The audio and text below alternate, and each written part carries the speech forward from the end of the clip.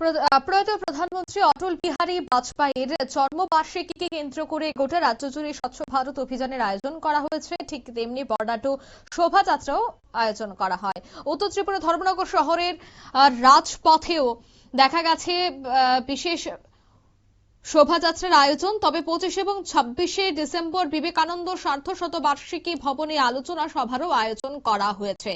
উত্তর ত্রিপুরা জেলার সদর ধর্মনগর মহকুমা অন্তর্গত ধর্মনগর বিবেকানন্দ সার্ধশতবার্ষিকী ভবন প্রাঙ্গণ থেকে বুধবার দুপুর প্রায় 12টা নাগাদ প্রাক্তন প্রধানমন্ত্রী অটল বিহারী বাজপেয়ীর জন্মবার্ষিকী উপলক্ষে এই বর্ণাঢ্য শোভাযাত্রার আয়োজন।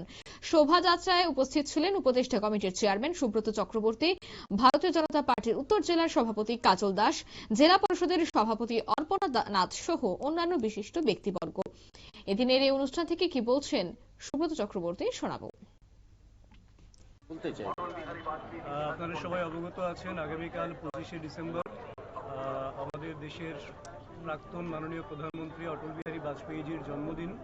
তো অটল বিহারী বাজপেয়ীজি শুধুমাত্র একজন প্রাক্তন প্রধানমন্ত্রী ছিলেন তা নয়, তিনি একজন বিশিষ্ট সাংবাদিক ছিলেন, একজন চিন্তাবিদ ছিলেন, একজন বিশিষ্ট কবি ছিলেন এবং ওনার নিজস্ব যে ভারত সম্পর্কে যে ভারতীয়ত্ব বোধ, তার যে প্রচার এবং প্রসার এবং ভারত মাকে সেবা করার মতন যে মনোভাব নিয়ে তিনি তার কাব্য সাহিত্য, তার কাজকর্ম যা আছে সবকিছুতে তারই একটা প্রতিফলন পাওয়া যায়।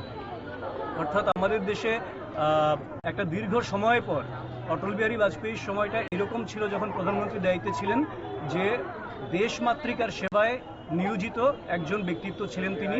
প্রধানমন্ত্রী থাকার সময় কিংবা তার আগেও তার কাব্যে সাহিত্যে তার পত্রকার যে জীবন রয়েছে সব জায়গায় সেটাই ছিল।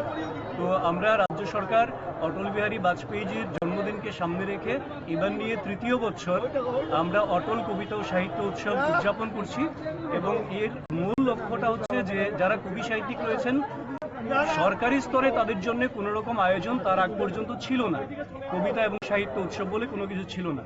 এখন রাজ্য সরকার মাননীয় মুখ্যমন্ত্রী প্রফেসর ডক্টর মানিক সাহা মহোদয়ের নেতৃত্বে সরকার এটা সিদ্ধান্ত নিয়েছেন সমস্ত কবি সাহিত্যিকদের ত্রিপুরার যত ভাষাভাষী কবিতা আছে, মাল্টিলিঙ্গুয়াল কবিতা এবং সাহিত্য উৎসব, যেখানে আলোচনা চক্র, কবিতা পাঠ থেকে শুরু করে কাব্যগীতি, সাংস্কৃতিক অনুষ্ঠান, পুস্তক মেলা সমস্ত কিছু মিলে তাদের একটা সম্মেলন, তাদের ভাবের আদান প্রদান এবং তাদের যে চিন্তা ভাবনা যেটাকে সমাজ নির্মাণে কাজে লাগবে আমাদের, তার জন্য তাদের জন্য এই অনুষ্ঠানের আয়োজন করা হচ্ছে। এই উৎসব কতদিন?